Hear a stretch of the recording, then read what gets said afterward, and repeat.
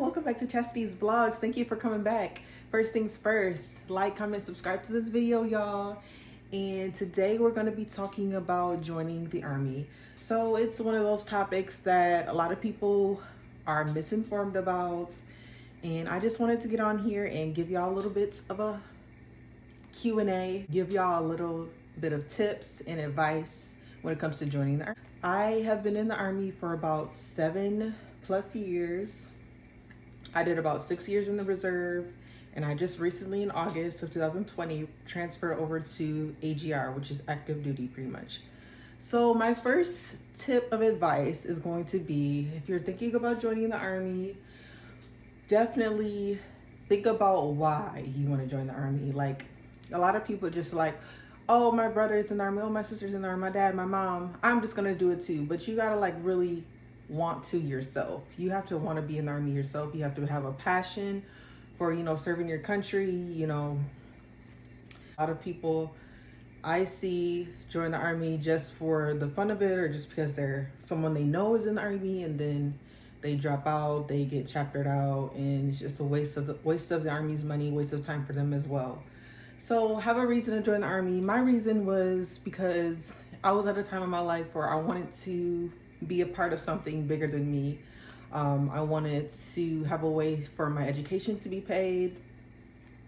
I wanted to stay active and fit. So all those things together are the reasons why I wanted to join the Army. So number 2 for tips and advice about joining the Army, there's 2 different ways to join the Army. You can go reserve or you can go active. So my recruiter did not let me know what reserve was or what active was. And I was kind of like lost in the dark. So I enlisted as reserve, not knowing that reserve meant that you're only going to be 1 weekend out of the month and like 2 weeks of the year. And you're going to be stationed either near your hometown or in your hometown.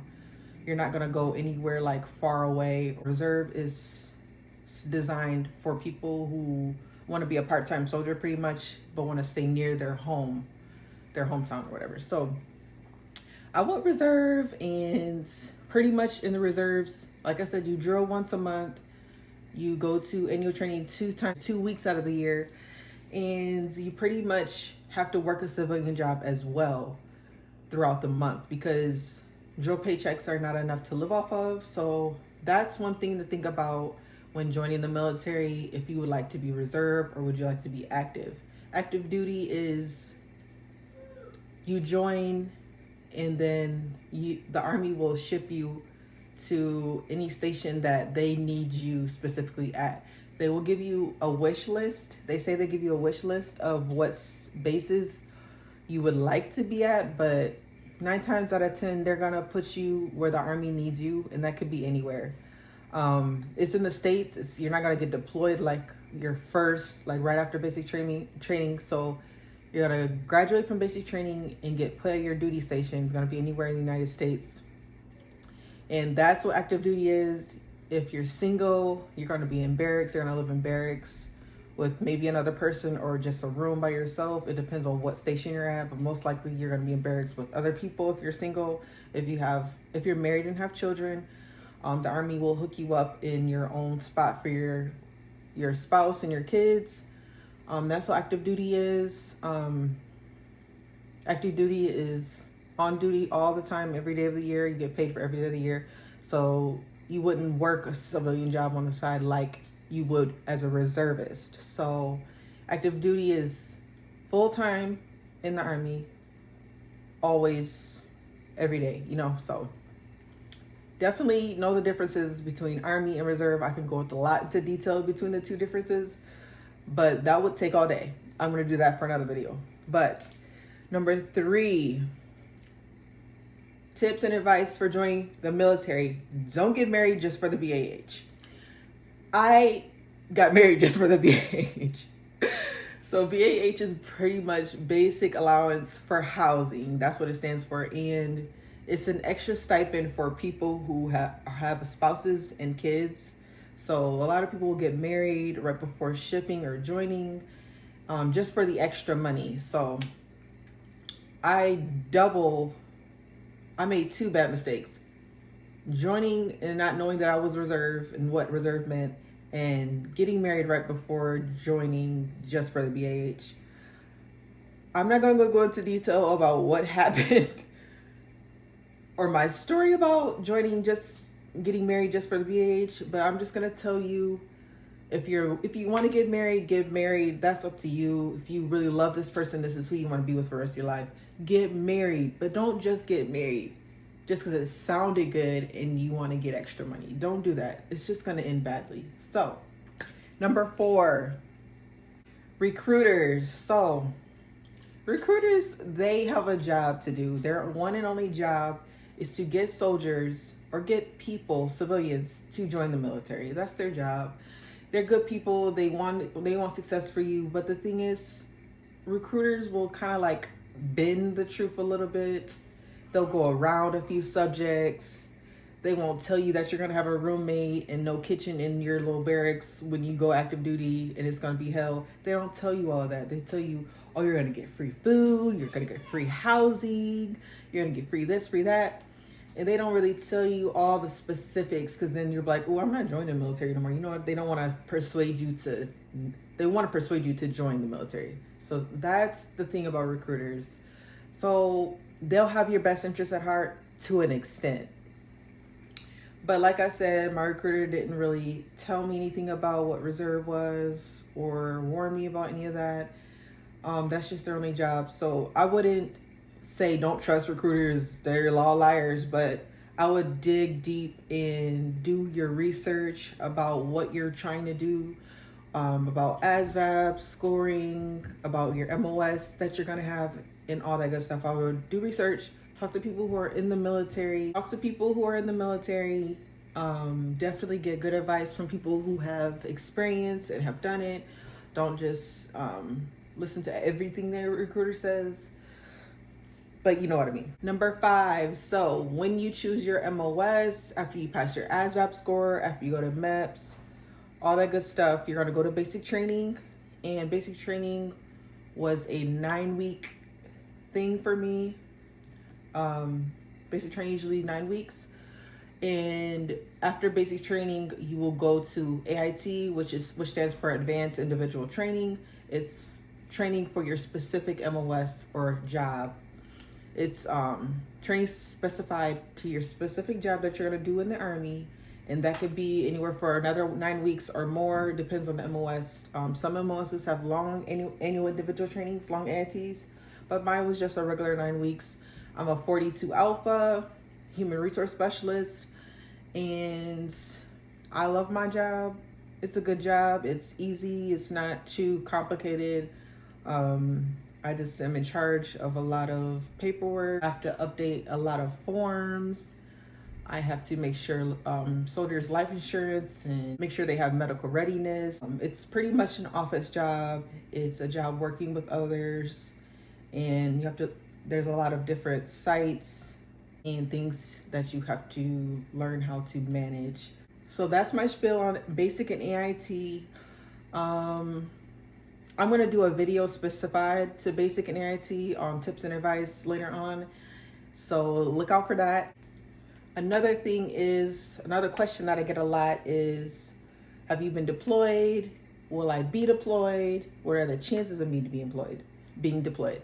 I've never been deployed, so I cannot give you advice on what that's like, but it's not like you're gonna 100% be deployed.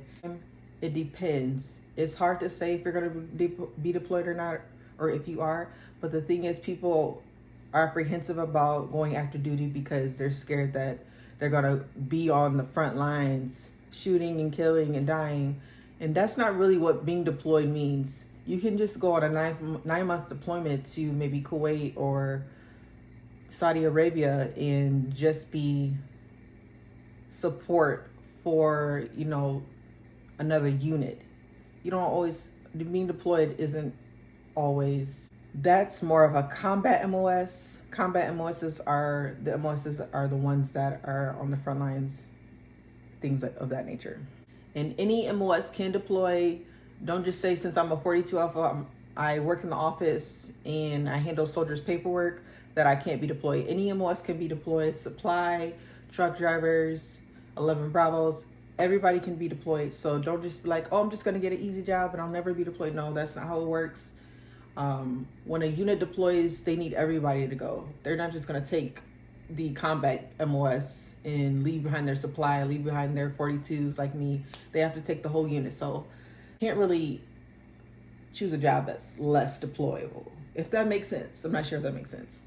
So in active duty, you are going to get leave and time off.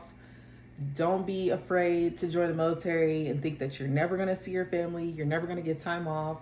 You acquire 2.5 days of leave every pay period. So that adds up, and holidays, Christmas time, things like Thanksgiving, you get those off. So if you get stationed somewhere far away, they'll give you leave on all the important holidays to go see your family and things like that. So that's another thing. You can always take leave in advance. It depends on your specific unit. You have to fill out a DA-31 and fill out that and submit that to your unit ahead of time to be approved. Also, active duty is you're usually working Monday through Friday, and usually have Saturdays and Sundays off. Like I said, it's depending on your specific unit, but 9 times out of 10, you're going to be working Monday through Friday. You're going to have Saturdays and Sundays off. As long as you're where you need to be throughout that week, you get your job done, what type of job you have, what time you get out every day. As well, me, I am AGR. AGR stands for Active Guard Reserve, and it's like the best hidden secret. It's active duty in support for a reserve unit. So it's your active duty all the time, every day. You work at a reserve unit though, if that makes sense. So like I said, our reserve drills once a month and 2 weeks out of the year. So we're in the office every day, but the people who are reserve come and drill with us once every month, every weekend. If that makes sense. I'm not sure if that makes sense. But AGR is pretty awesome. It's the full-time staff is what they call us, because reserve comes one weekend out of the month. It's usually a small knit type of group, and we're full-time staff, and we're active. We get paid as active. We get benefits of being active, and we're considered active duty pretty much. So that's what I am. I'm AGR. So there's reserve, there's active duty, and there's active duty AGR, and I'm AGR. I would say being AGR is better than being active duty, because you have a little bit more leniency, a little bit more freedom. I'm not sure if I should say freedom, but because I've never experienced being active duty, like all the way active duty. So I love being AGR. The pay is amazing. So let me know in the comments if you have any questions about what AGR is. What's the difference between active and AGR? It's a lot to try to explain, but let me know in the comments if you have any questions about joining, being active, reserve. I'm a very helpful person. So like I said in the beginning of the video, one of the reasons why I joined was because the Army pays for your education. If you're reserve, you're going to be using the Montgomery. Have my little handy dandy notebook for notes. So yes, if you're reserve, you're going to be using the Montgomery GI Bill, and that is going to pay for your schooling. You are going to go on army.ed and apply for TA.